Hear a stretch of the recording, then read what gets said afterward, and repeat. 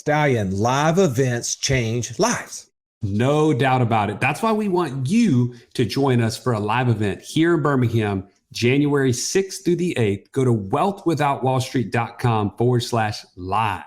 Hey, we're going to give you access to our network and the other people within the community so that you can have the exact blueprint on how to become financially free, the same one the Stallion and I have been using to post our passive income report every single month.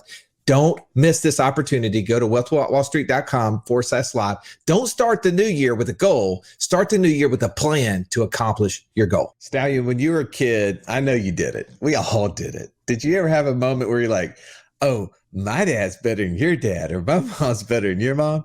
Oh, yeah. My mom will beat up your mom. Something like that. Well, I never had my mom will beat up your mom. But, my mom makes a better hamburger than your mom. I'm just kidding, Mom. I'm just kidding. So I'm riding the other day with Betsy. She's my 13-year-old. And she was telling me about a conversation with her little friend at gymnastics. And the little girl was like, nobody who lives in Chelsea has any money. And the little girl didn't know that we lived in Chelsea, right? So Betsy's like, what? We live in Chelsea? We got money? And she's like, well, nobody in Chelsea is rich. And she's like, well, we're rich. She's just like in this back and forth, And she's like, well, only people who are rich are people who make more than $570 an hour.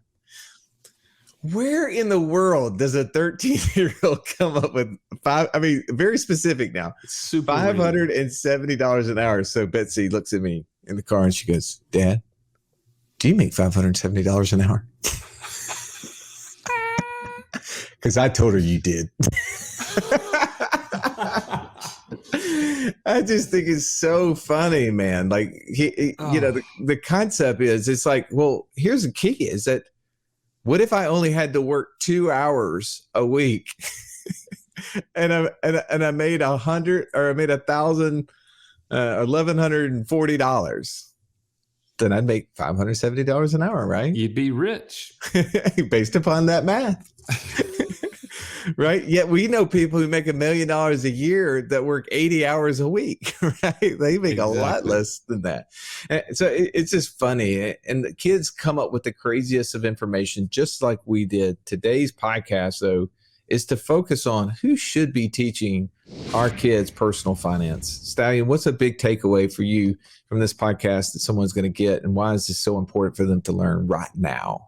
Well, here's the thing. I don't have to tell you how important this is, because you tell us every time you get on the call with us that I just never learned these things growing up.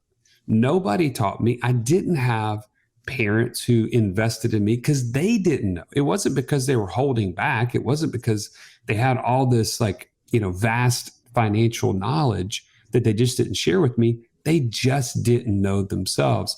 And what's important to you, our tribe, is that you not only get this information and you make a change and you get to financial freedom, but that you have something to pass along, a legacy that will change the trajectory of generations. That is what you're going to get from today's call with these coaches. And you're going to get practical things like activities that you can do with your kids today, things that you can implement that will make a difference. And the ripple effect will continue to be a part of your family's generations. Man, I love that. Nothing else to say there. You know why you need to listen to that. Stallion, pull your chair up to the table. Let's belly up.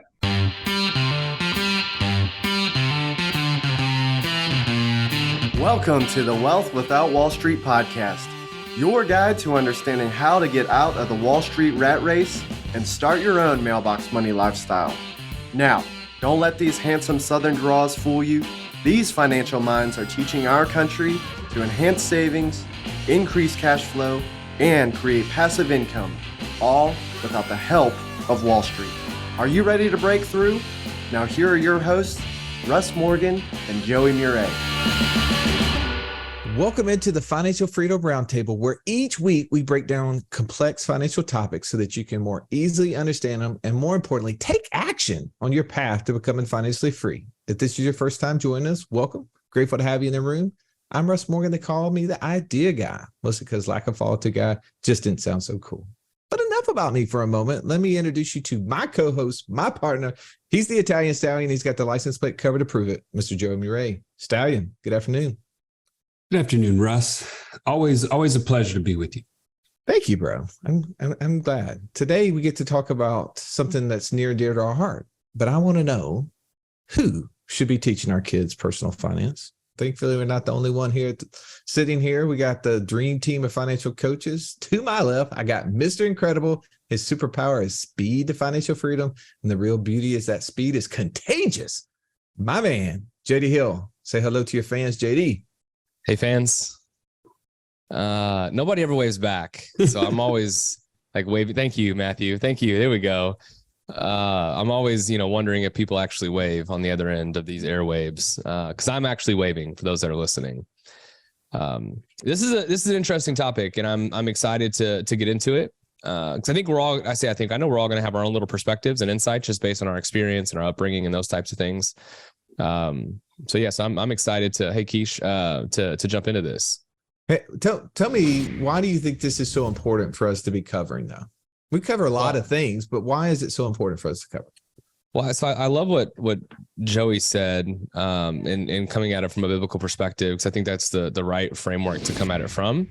But it's interesting. I saw a stat recently that said that it took the average family 64 hours of work to pay rent last month.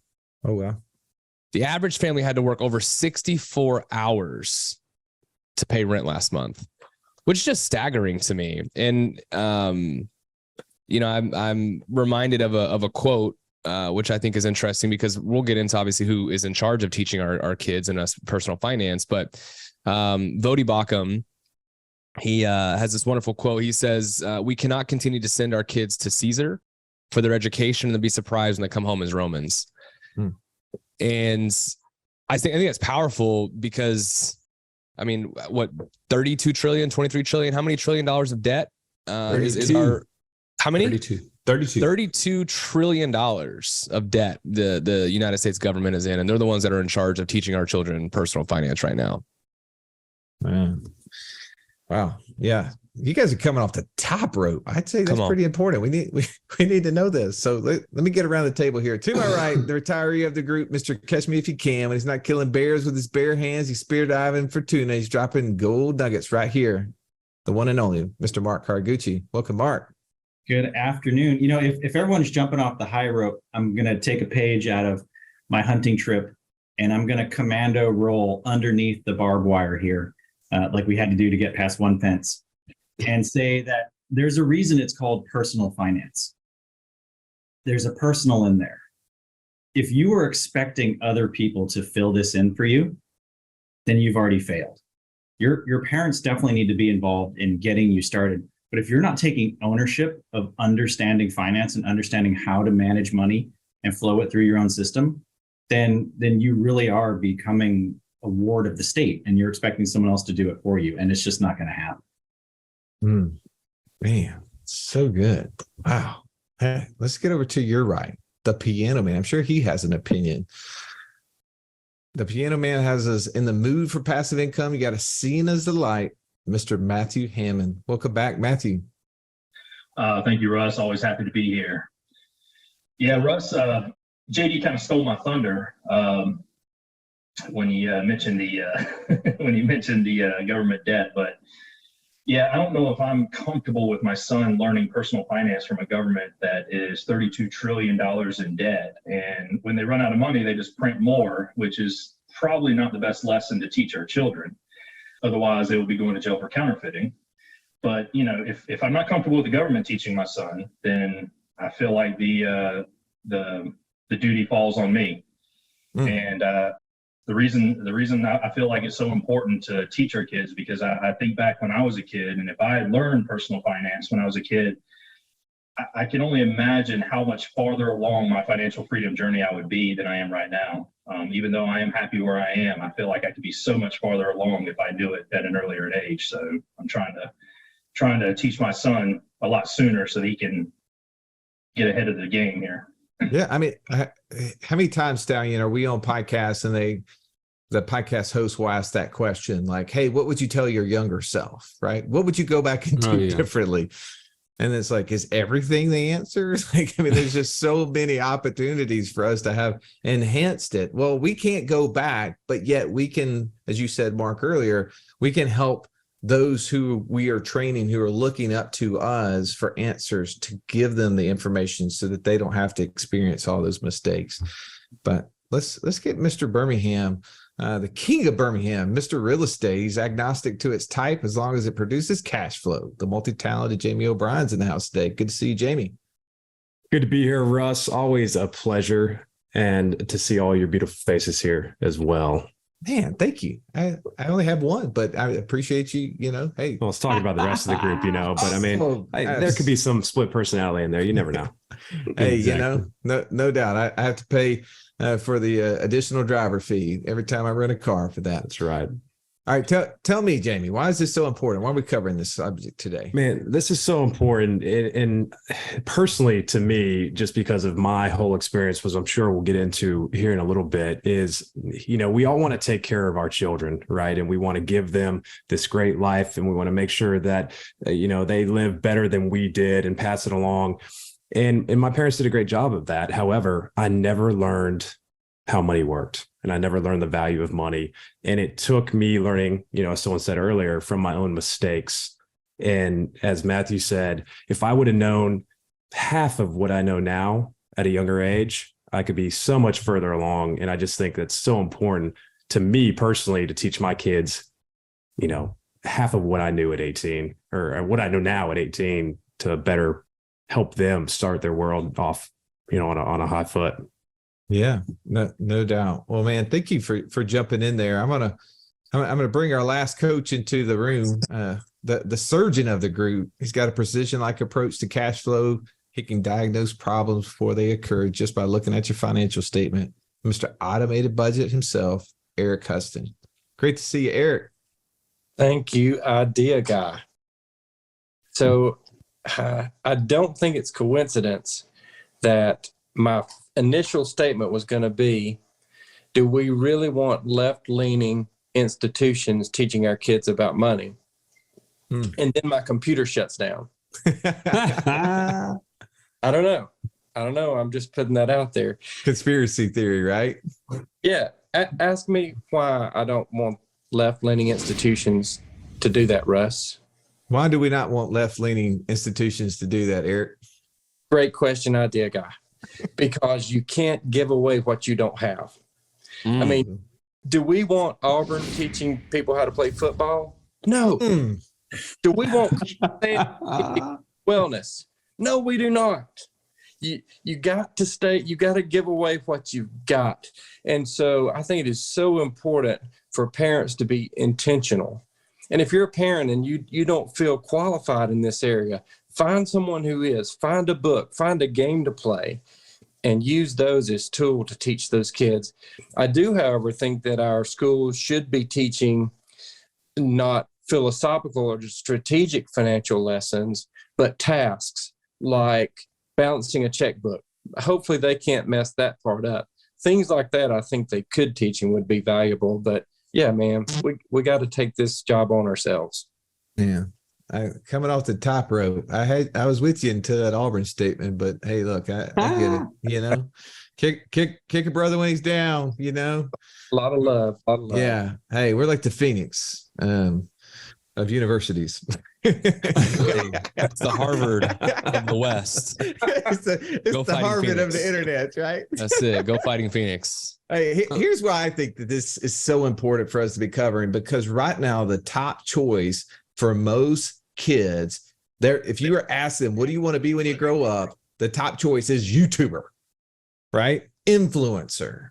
Yes. And I think that we have gone to a world where we've allowed other people to influence our kids because they're watching YouTube videos. They're interacting on these games, and we need to get kids involved in the day-to-day. So Today, we're going to try to break this down as a lot of preaching to the choir, a lot of sermon going to happen here, right? I think some of this is going to be very right in line with probably what you've already said. And you're going to be like, But we're not going to just give you some of the epiphanies and perspectives that we have. We're also going to try to give you some tactical activities that we have used or are using right now to help our kids educate themselves financially in a way that is interesting, right? In a way that they would come to us and ask for things, ask for information on how to apply stuff. And there's some pretty cool stuff. So let's start though with some of the epiphany. Mark, you had an epiphany around this subject matter. Willing to share? Yeah, when Monopoly, a game that we all know ends with somebody storming out of the room, finally came out, and they updated the game, and they came out with a credit card version of the board game. So everybody had their own little credit card, and you started, and there was a little reader. You punch your card in, and it told you how much money you had, and then you can just go buy things, and they would swipe and go and swipe and go. When I saw that, I knew that we were doomed. Because if little kids are being indoctrinated to go through the credit card swipe cycle, why would they promote a credit card? In my opinion, they are promoting not paying attention to detail.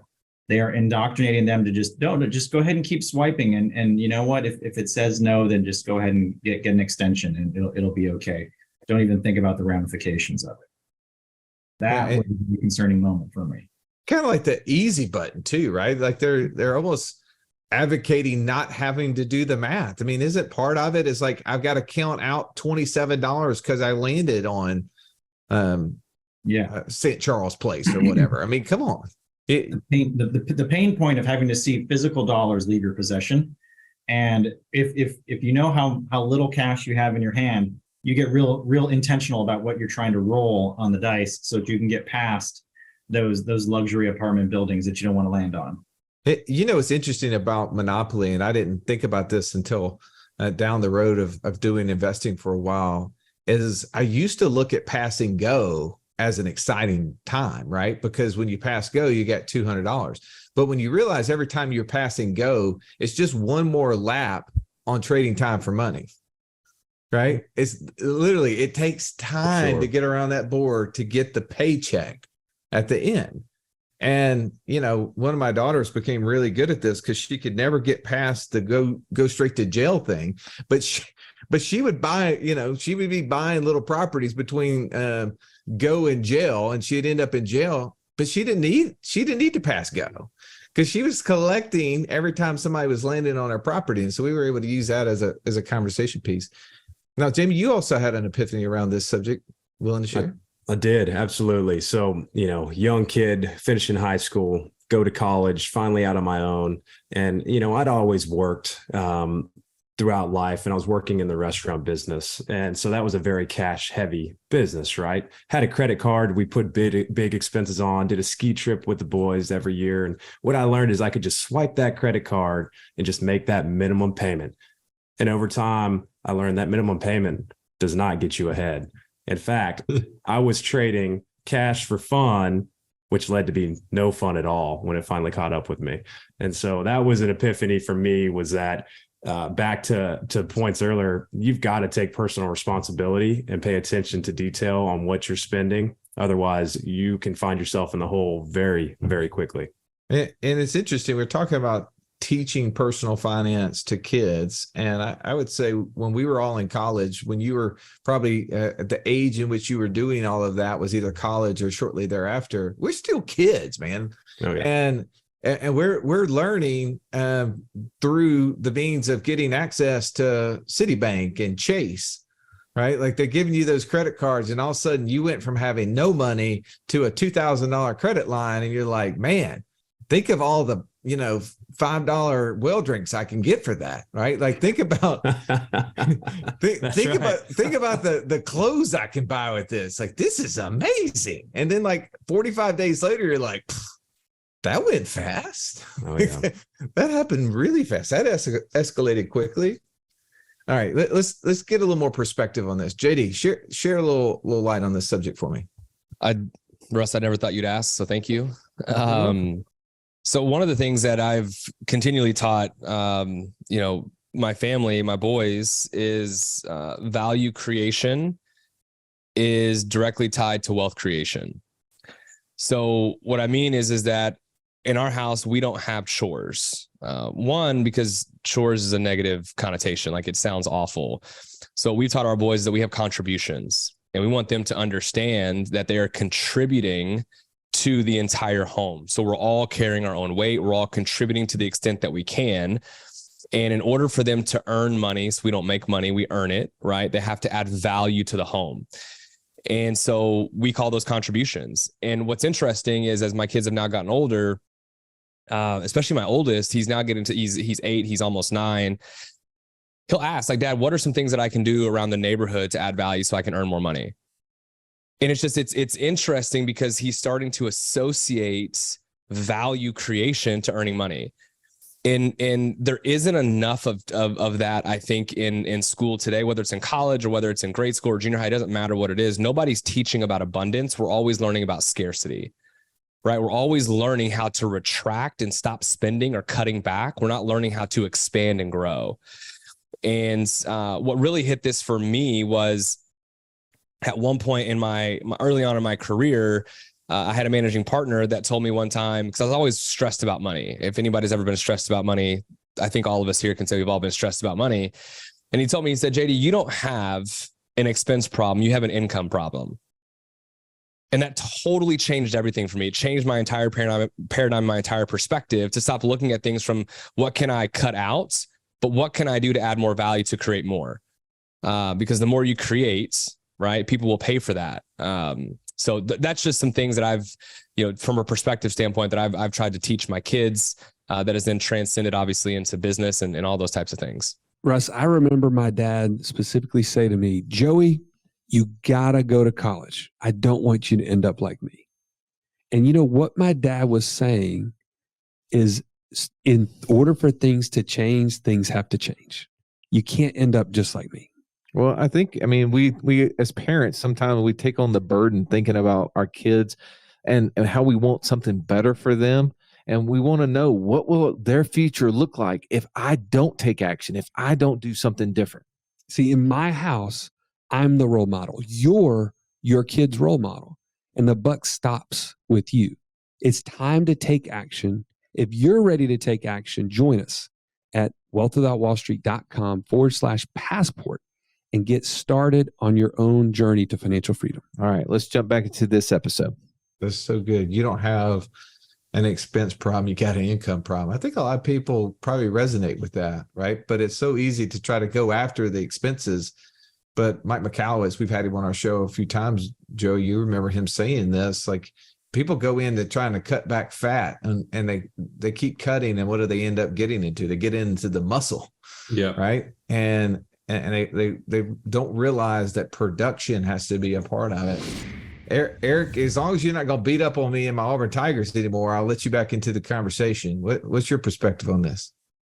Yeah. So Russ, back when I was very young, I went to summer camp one week, and my mom, who took such good care of me, had packed my suitcase, carefully and lovingly packed all of my clothes, and just had everything perfectly in my suitcase. And when I came back from summer camp a week after that, she opened my suitcase and my clothes were still packed exactly as they were when I left. And she said, son, how is it possible that your clothes still look like this? Did you not take a bath every day and change clothes? I was like, Mom, I didn't need to take a bath every day. I swam in the pool and in the lake every single day, so baths were not needed. And so my mom made a special point of helping me understand why it was important to take a bath every day if I wanted to keep and maintain friendships. And so we take the time on some level to make sure our kids don't make the same mistakes that we did, or we teach them to do things that's going to cause them pain down the road, and how to avoid that by doing things the right way.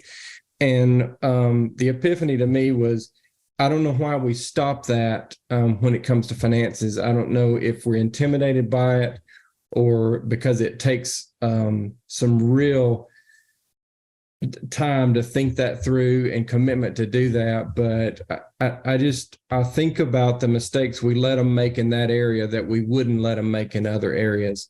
Man, I think it's critical that we get more involved. Yeah, man, so good. I think if our kids would quit playing Call of Duty and start playing cash flow, right, they'd have a whole different perspective of what it's like in the real world, right? That our heads are down. My kids are playing this little game where they build cupcakes. I forget the name of it, but I'm always trying to figure out what they're doing. Well, they're figuring out what are the cost of the ingredients, and then they have to, on the little game, take it around to the shop and then be able to sell it. And they're learning math, but they're learning in an interactive way. And half the time she has my son learning math out on the trampoline, right? Like he's counting his flips and multiplying and dividing. Like kids learn a lot of different ways. And I think it's interactive that they can learn more. Matthew, what's your perspective on this? So before I really got into investing full time, I was a big gambler, and I played blackjack and poker a lot, and I lost a lot. And I always wondered, like, why am I losing so much money? And I sit in these casinos, I sit at these tables, and I'm just throwing chips in the middle of the table, just bet after bet after bet. And I was thinking, I wonder why casinos don't let me just use my cash. Why do they have to make me purchase chips? And I was thinking about it. You know what? You have an emotional attachment to your cash, just like what Mark said when he was talking about playing Monopoly. It's a pain point to pay out a $20 bill every time you got to make a bet or buy a property. But with poker chips or even credit cards, credit cards are basically the same thing. We just, for whatever reason, society, we just do not have an emotional attachment to credit cards or poker chips or whatever it is. And so we're just freely just throwing money away because we just lose that perspective and the money that's behind those chips and that's behind that credit card or debit card. And so I think if we teach our kids that perspective, that there is in fact money, there is cash, finite amount of money behind those things that you're throwing away, I think they'll be able to appreciate it a lot more as they're making purchases or making decisions on purchases and stuff. Well, I don't know if Mark Hargucci is paying you guys to talk about all this cash that you need to be dealing with because of all of his ATM investments out there or not, but I'm hearing a theme. But to your point, it's like we need our kids to have an understanding of the cost associated with it. But I'm going to go with you, JD. I think you're the winner on this one, on the perspective column. Here's how we can do it without just cash. You associated it to time, which I think is really cool. At one of your first statements, you said the average person spent 64 hours in order to pay the rent last month. That's really interesting, right? If we associate everything we're purchasing with how much time did it take us to pay it per month or per week or whatever, it would help us understand, well, is this decision getting me closer to or further away, right? Like whenever we start thinking about what the cost of time is, we get going. Let's get practical, Stallion. You ready to get practical with let's give some activities that we have done and are doing with our kids that can help them better understand personal finance. So would you say these are practivities? I don't know if I'd say that or not. I'm going to go ahead and coin that term if it hasn't been made. But yeah, so let's just say there's a couple things. Number one, I think using a resource to help you teach your kids personal finance is one of the greatest first steps, because let's face it, you can tell your kids one thing and then some other objective third-party source tells them the exact same thing. They actually listen to it from the other source, right? Am I right? So one of the things that, Russ and I reported on in the podcast is that we had our teens go through Rich Dad, Poor Dad for Teens. You've heard Rich Dad, Poor Dad, the big purple Bible. That may be a little bit, too far ahead for your 13-year-old or your 12-year-old or whatever the case may be. But Rich Dad, Poor Dad for Teens was written in a way that was very conversational, very easy to understand. And it just gave us the excuse to have a conversation. I think that's super important. Russ, you mentioned cash flow for kids or cash flow, the game, the adult version of the game. Again, both really good resources that get the conversation started. But the most, I'd say, impactful thing that I have seen so far is to start a business with your child. My oldest has started a land flipping business. I'm literally being in there while she's making phone calls. I'm recording her doing sales calls to people on 60 acres in Texas. Like, she just closed on a 60-acre parcel in Texas, and it was something we got to celebrate together. And she's having fun creating a business. And my 14-year-old is helping me run the back end of 100 Unicorns right now. Like, we're revamping some things on the website. She's getting to be a part of it. She's like spending hours on this thing. And she's just like, this is so fun, Dad. And so again, having a practical thing is, starting a business with them and just using that as your ability to have a conversation. So good, man. There's so many back end conversations I could have about those 100 Unicorns, but I know what you're talking about. Hey, you just wait. Matthew, what's an activity that you've been able to do that has been able to help teach your son more about personal finance? So there's a stigma, as y'all are well aware, that you just do not discuss your finances with your kids.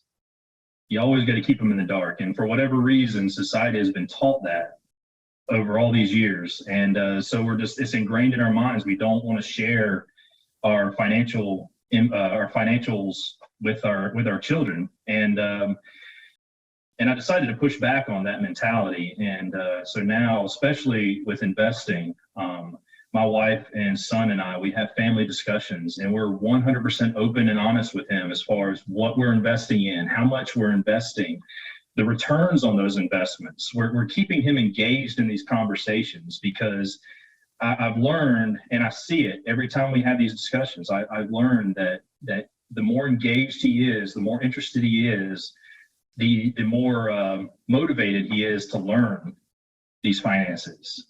And so that's my goal, is just as an activity, is just to keep my son engaged in the personal finances, in investing, so that he just continues to learn and continues to stay motivated. Oh, so good. I'm going to share one with you. This, my 17-year-old, when she started her short-term rental business, that's how she was able to pay for the car payment for her first car. And she's replenishing her infinite banking loan from the cash flow of that, and paying the loan back on the car note from that. And that any extra that she gets, that's what she has to spend. And, she gets a little bit from the salary for helping me with all the marketing stuff that she does. And early on, I made a huge mistake. None of you would ever make such a stupid mistake, but I just never gave her access to her debit card. And I was depositing this $800 something a month into that account. That was her payment for working in the marketing company. But I knew that, hey, a portion of that money is going to be associated to pay her insurance policies back. Portion of it was savings. Portion of it's tithe and all these other things. But I just gave her this debit card. And she didn't know how much money was on there. And she didn't have any way, as you guys were already talking about with the credit cards, to associate their any cost. And all of a sudden, I start looking through the statements, and I'm seeing these fast food bills for like $25 and $35. Well, my daughter is not eating that much food. I'm like, dang it. Here she is taking out all of her friends all the time to these places. It's okay to help a brother out every once in a while, but come on, man, you're gonna have to go Dutch. You got to pick up your own tab. You can't be just riding the wave there. And so I'm trying to figure out, well, man, where have I gone wrong? And it's like I basically gave her an unlimited amount of money. I mean, Parkinson's law is the time allotted will be filled up based upon the deadline given. And when you think about with money, if you have no limit, you will spend an unlimited amount of money. And so I said, okay, we're going to fix this. We sat down and created a budget. and I made her print out her statement, which when she had to print out the statement and then take it and put it into an Excel, because I was going to give her QuickBooks, make her create an Excel spreadsheet of what she was spending, how much was going to gas, how much was going to food, how much was going to clothes or whatever, of course there was always, well, Dad, that was a school expense or, whatever. Okay, well, we're going to categorize that out. Well, Dad, why do we have to print this thing out? And why do I have to type it? Can't there be a little program that does all that for her? Well, yeah, there's a program, but right now you're going to learn how to do it. And that quickly became a chore to her. As you were saying, JD, chore was a bad word, but she was having to type out these 100, items that were on that list. And immediately, what does our brain want to do? We want to make that list smaller. So I was creating a way to do that. But then I gave her a budget. Then I said, all right, here is how much you have to spend. And it was really fun to watch her the next month. We were like 2 days from the end of the month, and she's texting me, Dad, I only have 10 miles on my gas tank and I don't get money until the 1st. Is there any way I can get it in advance? Is there any way you could put just a couple of dollars in there? Right. So she knew what the budget was. And I did her an injustice early on by not creating that, by not giving her the chore to figure out how much she was spending. And when she saw that, it was like, oh, wow, I didn't know it cost so much to do those things. I think real quick, just to go to that, I think that's actually a wonderful lesson. I don't think it was a burden or anything that you did. I think it was a great way to teach in a safe environment that's controlled. Because life is a great teacher. My kids hear me say that all the time. They fight and they get hurt, and I'm like, hey, life's a great teacher. If you guys don't want to hurt each other, then don't fight, right? Like, I guess I'm a little more free range in that respect. But I think being able to allow your daughter to make that mistake, but you be able to come alongside her to help her see what the mistake was, and then she can learn from it instead of just you telling her, I think is a phenomenal lesson to learn. I think it was great. Thank you. Hey, Eric, you had a story about going grocery shopping. Yeah, I think this could be pretty effective because it's something that has to happen so regular, and likely from time to time your kids are already there with you. Is if you've predetermined what your grocery budget is, for example, let's say it's $200, and you've got your grocery list of things that must be purchased. We've got to have milk, we've got to have bread, we've got to have sandwich meat. And as you go through the grocery store, I can even see taking your phone and using the calculator and talking about, well, the milk's going to be $4, the meat's going to be whatever. And as you go through the grocery store, you may have to make decisions on, well, do we get the most expensive bread that is there, or do we have to come down a little bit? Once we get all our necessities, do we have enough left to get some extras, some sweets or whatever it might be, to those things that make life more enjoyable? And I think that would be an outstanding way to teach your kids how to stay within a budget, and also show how much things actually cost, and that, those cookies or that cereal, that toy that they want from the grocery store, how it can impact the overall budget. I want to circle back sort of to what you said, Russ, and dovetail off what JD said. The opportunity to make safe mistakes. Think about it like bowling. If you can put your family in a position where they can just bowl the ball, and you can be those bumpers inside the gutter, so they can bounce around all the way, and they might knock one pin over, they might knock two, they might knock them all over, but you've kept them out of the gutter. What a great way to learn, how to manage those kind of things. Wow, what a great example. All right, final thought. I'm coming to you, Mark. Final thought is, I'm going to go back to where I started, which is personal finance is something that you personally have to be responsible for. Everything that you guys are talking about, teaching your kids, involving them, exposing them, it's not going to make that much of a difference if they don't see the value and they don't recognize their need to get engaged. Because Nelson Nash has said about the infinite banking concept, it can't be taught, it has to be caught. And I think personal finance is going to rank up there as well. When the next generation sees the value that we place on it, and they see the value of how it impacts them, they're going to want to learn as much about it as possible. So good. Jamie, final thought. Man, my final thought is just, I'm getting excited just talking about this, about the future opportunity. I still have young kids, just the opportunity to really teach them how money works, how it flows, how finances work, and just better set them up for the future. Matthew. Yeah, I just go back to getting your kids involved in family discussions about investments. You know, my son, James, after we started getting him involved and actually listening to his perspectives, he was so engaged that he started to learn how to think out of the box. And he actually told me the other day, he's actually going off to college next year. This is his last year in high school. And he told me, he's like, you know what, Dad, rather than living in a dorm, how about we work on purchasing a duplex, and maybe I can live in one side and we can rent out the other side. And I was like, that's my boy. So I think it's the more you keep your kids involved, the more they learn how to think outside of the box, and the more creative they can get. It's so much better than Call of Duty. I can tell you that right now. I love that. JD. I mean, it's hard to top what I've already said, you know. Like, I'm kidding. I do want to clarify a couple of things. I know I tend to talk about, you know, abundance and versus scarcity, but that doesn't mean obviously not living within your means, right? We still have to be prudent, and you have to obviously spend less than you earn. So I'm certainly not advocating for, you know, going and being reckless. What I am advocating for, though, is teaching your kids how to think abundantly, especially if that's something that you struggle with, because so much of what our kids pick up on is how we model behavior, right? More is caught than taught.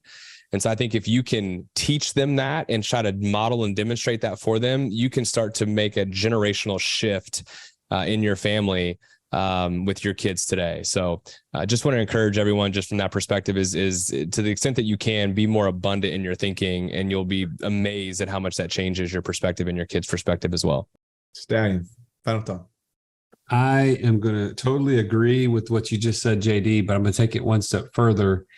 You likely have your own lid on scarcity and abundance.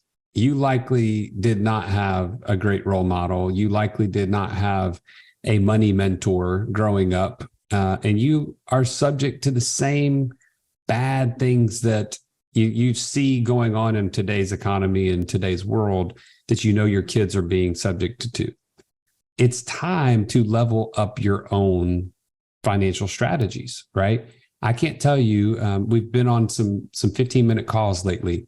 The number of people who call in and say, man, I want financial freedom because I want to be free. But more importantly, I want my 13-year-old daughter to see me free, and for me to be able to pass on the knowledge that I've gained so that she can start light years ahead of where I am.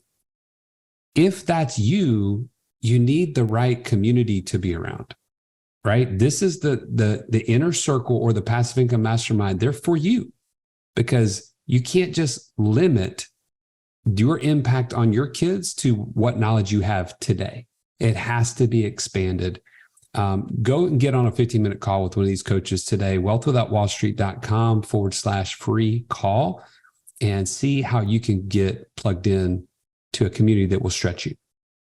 So good. I think you guys all nailed that so well. I got a chance to talk with my daughter the other day. We were doing our weekly breakfast. I take one of the kids out on Wednesday morning for breakfast and just have conversation with them. And I had a chance with my oldest, and she was just telling me about how she was taking this accounting class. And well, while she was doing really well because she understood the conversation because she'd been playing the game cash flow. But also one of the things that she mentioned to me, she said, Dad, you know, the problem is that they're trying to teach me what is an asset. And I know it's not right, because an asset is anything that puts money in your pocket. And some of the items they're listing under assets, those aren't assets at all. They're not putting any money in your pocket. they're just dead. They're taking money away from me. And that's supposed to be a liability, isn't it? Because that's the way she's learned from cash flow. So we have to be careful, right? Like there's a way that we're going to potentially expose our kids to information that could be contrary to what we're teaching, but giving them a framework in which that they can understand what is true. We talked about this before. Why is it that the Secret Service is so good at being able to pick up on counterfeit dollars? Because they study the real thing. So how much time are you and your family studying what it's like to become financially free? Don't let those conversations go by so that they don't miss the opportunity to learn along with you. It's okay that you don't have all the answers. You're here, you're learning. You're in a community of other people who are learning, and we're super excited that you are. Thank you for listening to this episode. If you hadn't already taken the time, rate and review the show. That's a way that we can share this with other people who are looking for the same sort of information that you've gotten. And also, don't miss that opportunity to come and join us in January the 6th through the 8th, 2023. We're going to be live, and we're going to be exposing you to these ideas and opening up our network, giving you ideas to become financially free in 2023. Have an amazing day. This has been the Wealth Without Wall Street podcast. Don't forget to subscribe to the show to break free of the Wall Street mindset and begin building wealth on your own terms in places you understand so that your wealth will never run dry. See you next episode.